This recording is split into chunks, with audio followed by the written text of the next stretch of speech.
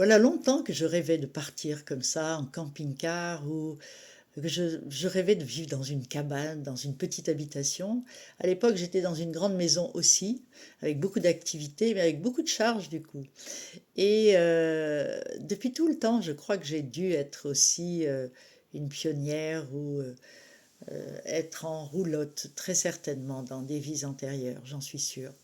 Et là, qu'est-ce qui a fait que tout d'un coup, j'ai décidé de faire cela? Eh bien, en fait, un jour, dans l'école East Coach, que j'avais donc créée avec les élèves, je passe je me propose de suivre un entraînement avec une marelle PNL sur le chemin de vie, avec les valeurs. Et moi, il y a deux valeurs qui sont très, très, très importantes depuis tout le temps, depuis même toute petite, c'est l'autonomie et la liberté. Et je pensais être une femme libre, parce qu'en fait, je suis assez relativement fantaisiste, je m'autorise l'originalité que je souhaite, je n'ai pas peur du ridicule, donc je pensais être une femme libre. Et lors de ce passage en PNL, donc avec les élèves, je tombe euh, sur ce papier avec marqué ma valeur liberté. Et les questions des élèves me font comprendre que finalement je ne suis pas du tout libre, pas dans les choses les plus importantes de ma vie, oui sur l'apparence, oui sur des choses que je peux faire différentes, sur la création, sur lorsque je crée mon activité, etc. Bien sûr je suis libre de séparer de mon mari, d'élever mes enfants, tout ça, j'ai été très libre, effectivement, mais au plus profond de moi, il y a une femme qui est en prison. Je me sens enfermée à l'intérieur, enfermée par les charges que j'avais choisi d'avoir. Personne ne me les avait imposées. Donc des charges de la maison, les charges liées à la maison, les charges liées à tout ce que j'avais mis en place professionnellement, emprisonnée par mon agenda, par mon fonctionnement où j'avais pensé que je devais être absolument tout le temps libre et disponible. Donc pour moi, la disponibilité est aussi quelque chose de fondamental.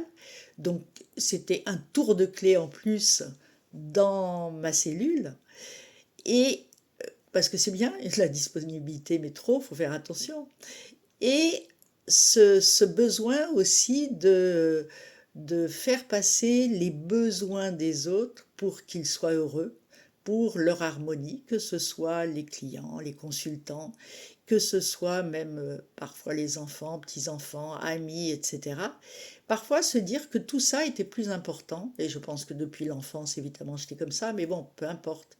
En tout cas, je perçois à ce moment-là à quel point je ne suis pas libre. Je suis emprisonnée. Combien de rendez-vous amicaux sont annulés pour cause de trop de travail? Combien de randonnées planifiées sont barrées sur mon agenda parce que pas le temps? Combien de fêtes familiales sont bâclées, vite préparées, parce que pas assez de temps pour tout ça? Pas de présence à tout cela. Et je me sens tout d'un coup, je me dis, mais je suis en train de passer à côté, je vais avoir, là j'avais 69 ans, je vais aller vers mes 70 ans et je ne sais toujours pas ce qu'est la liberté d'être. Je suis une femme emprisonnée, emprisonnée dans mes, toutes les limites que je m'impose, enfermée dans cette volonté qui est orgueilleuse presque d'aider, de faire pour les autres, mais déjà ça ne change pas forcément la vie des autres et surtout pas la mienne. Et complètement, donc, je réalise cela et je me mets à pleurer. Et là, je réalise, j'avais pourtant travaillé déjà beaucoup sur ma priorité, sur les priorités, mes priorités, comment je les gérais, la gestion de mes priorités. Et bien non, ça ne suffit pas. Et derrière tout ça, je ressens qui a une vraie problématique d'estime de moi. Je ne mérite pas ça. Pour être quelqu'un de bien, il faut que. Et donc là, ça m'ébranle complètement. Et je vais, quelque temps après, après beaucoup de réflexion, je me dis, mais si vraiment tu es libre, quel serait là ton choix de vie? Et je me réponds, ben, je partirai comme ça, sur les routes légères. J'irai dans un habitat léger ou un camping-car. J'ai envie de partir.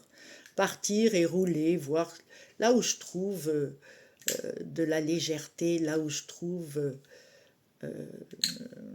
ben oui, cette autonomie totale et détacher un peu de tout. J'ai envie de ça.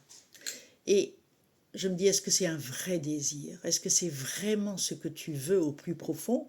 Ou est-ce que c'est une fuite? Non, non, non, c'est un vrai désir. Je veux être avec moi-même, je le veux. Et là, je me pose la question, qu'est-ce qui t'en empêche? Eh bien, la peur de décevoir, la peur d'abandonner, la peur de ne pas être à la hauteur des attentes des uns des autres, la peur de ne plus savoir qui je suis, où j'existe, etc.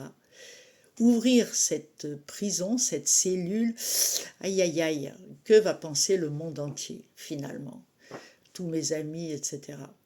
Et en fait, je me dis après, l'autre question qui est importante, fondamentale, c'est est-ce que c'est fondé comme peur? Ben non, j'abandonne personne. Si je déçois, je suis désolée de décevoir, mais ce qui est terrible, c'est qu'aujourd'hui, je me rends compte, me suis-je dit, que c'est moi que j'abandonne et que je suis très déçue de ma vie là, de passer tellement à côté de cette femme que je suis. Je ne vais pas mourir sans connaître vraiment la femme que je suis et sans avoir accédé à cette liberté. Et donc je me dis non, c'est pas fondé. Tu expliqueras et tu te débrouilleras, tu verras. Il faut que tu le fasses. Ces peurs-là ne sont pas fondées, ce ne sont que des peurs et rien d'autre. Et je dis, je vais partir. Et synchronicité, comme toujours, quand on fait des grands choix, les choses se présentent. Mon propriétaire me dit que le bail ne sera pas reconduit et qu'il veut revendre la maison puisque j'étais en location. Alors je me dis, ben voilà, les portes sont ouvertes, vas-y. Et là, je décide de partir. De partir le 18 décembre. Et je vais donc cartonner, vider, vendre, etc., etc. Une partie au garde-meuble. Bien évidemment, Dieu merci, j'ai eu de l'aide parce que j'ai pris une décision, une très bonne décision, mais 10 fois trop rapide. C'est souvent mon habitude, un peu extrême. Et donc, j'ai dû, voilà, des amis très chers m'ont vraiment beaucoup aidé. Et donc, c'est comme ça que j'ai décidé de franchir le pas. Posez-vous parfois ces questions. C'est intéressant de savoir. Voilà, je voulais déjà vous partager cela et nous continuerons le voyage et les prises de conscience lors de ce voyage. Et mon Dieu, qu'il y en a eu beaucoup, beaucoup. Je vous souhaite une très belle journée et je vous souhaite vraiment de ne pas rester dans vos prisons aussi. Réfléchissez à tout cela. À très bientôt.